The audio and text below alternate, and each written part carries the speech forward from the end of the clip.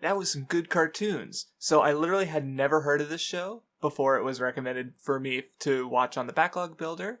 And it's actually pretty short. It's like 3 seasons right now, each season having 10, 11 minute episodes. So, and like, it's almost like watching 3 movies that are like divided into 10-minute segments almost. Like, because it ends up being a fairly short watch.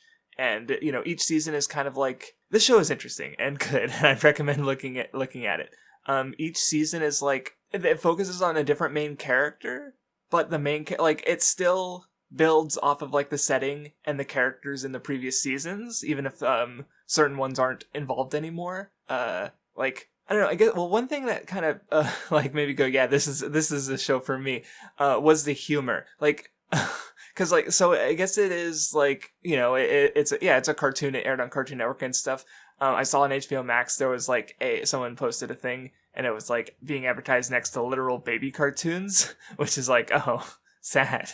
Because if anything, I feel like, preteen, it would be appropriate audience. I did not expect on-screen character death.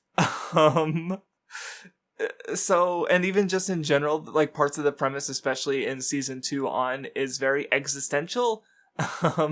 What with like to basically describe the setting while trying not to spoil anything. The Infinity Train is this train. People end up on it with numbers on their hands that are glowing. And then there's like people who are the denizens, as they're called, of the train, who are sort of like each car is an individual like world or setting. Like there's one where there's a bunch of crystals and there's a bunch of creatures that are just crystals, and sometimes you have to solve puzzles to get through. There's one that's like a map, where you fill it out as you explore more, add more pieces to the map. And the aesthetic of it, it looks like, a kind of like 1800s like sea map. Like really cool, aesthetic and visual stuff. There's some occasional good animation. It looks good and consistent all throughout. Like it's a solidly made cartoon, but like the writing and the humor and the characters are definitely what had me, especially because there's like a mystery to it, like finding out more about the train and the mechanics of it, and like I mentioned the existential part. That's because in season 2 the main character isn't a human from the actual world. They're one of the denizens who's from the train but wants to leave it. Like, and that gets kind of, because they're not allowed to leave basically because they're part of the train, if that makes sense. But they don't. She doesn't want to be part of it. Like that. There's it was pretty interesting to sort of see that that kind of arc unfold. But like right off the bat is you get one who's this adorable robot who's like half he has 2 personalities. One of them is like super chipper and the other is like is this the sweet release of death? Like I don't know. He just has like a lot of good little lines and stuff. And I was like, yeah, one. He's fun. And I like the main character of the first season too. If I had to say though, my favorite season would probably be season 3. I'm not going to go into why too much until I talk about spoilers. Cause it's like the show is short. I think like from the first 2 episodes, you should have a good idea of whether like you're going to like it or not. Or even just the first season maybe, which is like, it's like less than 2 hours of watching. So it's not like, it's not that, because there's episodes are so short. It's, like you get the whole complete thing and then you can decide whether you want to watch more or not.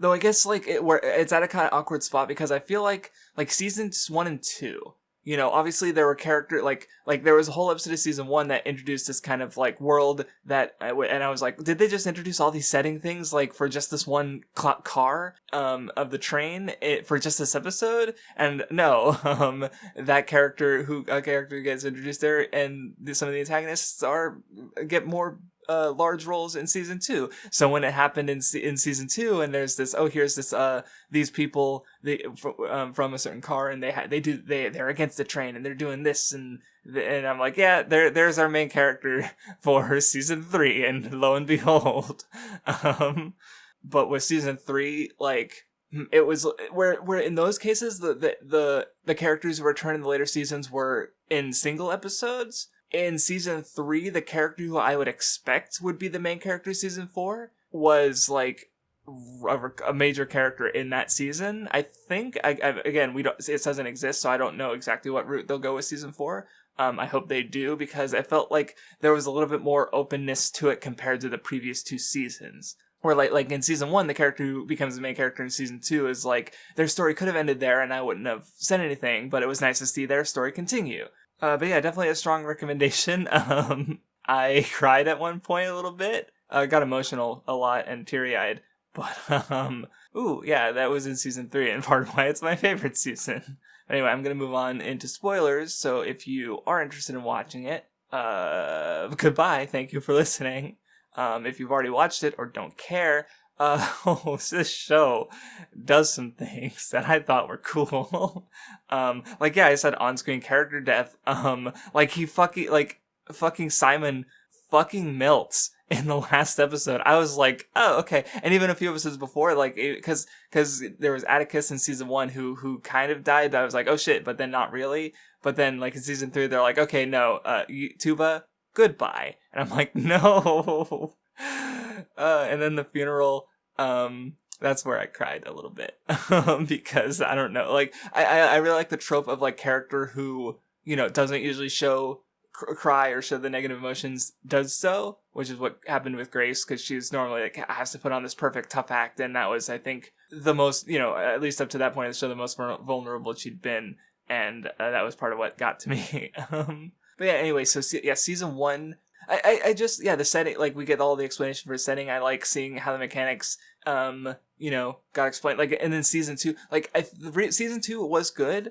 I think it ended up being my least favorite because, like, a lot of the episodes I think were good, but maybe not as good as, like, the general episode to episode of season 1 or 3, but the ending was really good still, so it's like, I still liked it, because the last few episodes when it really, you had Lake, or then MT, going through the, like, seeing the, like, she's, how I describe MT is, or, like, is she's an NPC who thinks she's a player, or wants to be a player, and she, or a plot device who wants to become a main character, you could also say. And so she's trying, like, so she's in there in the background, basically seeing how the sausage is made, and as she's trying to break free. And it's really, I don't know, and yeah, it's like, it's pretty upfront about, like, there's still some good conflicts, I think, like, just seeing the different ideologies, like, of the Apex, and how, you know, they operate, and they, you know, they kind of, like, reject the train. Or, well, they think they're accepting the train. Like, they think they get it, but they're actually just stupid kids. And so, like, the whole, especially in season 3, where you have Hazel, who's cute as hell, and she's just this adorable little girl. And, you know, Grace kind of, you know, becomes like a big sister to her in a way, or, and that, then, oh no, she's a null. She's actually just a part of the train, a denizen, which will sort of, oh, and then, well, their idealization of the fucking previous conductor, the Fate Amelia, and then they just fucking bump into her, and then she just doesn't give a fuck at all. And she's just like, completely dismissive of them, and wait, you're the person that we're worshipping as a god? Like, as we built a cult around you, and she's like, yeah, I was making some mistakes. And then, like, it's really cool to see how the mechanics keep coming back. Like, in the first season, you have, you know, the memory tapes, and then in season 2, we see how they're made, and then in season 3, both of those kind of come back in a big way, with Grace and Simon using them to try and trap her, but then she got free. But it's like, you know, it's kind of like an anthology-ish, but it's still continuous, because, like, you know, you need to know the mechanics and characters. Like, the cat always recurs. Randall, I think, you know, there's one usually shows up. Was he in season 3? I don't actually think. No.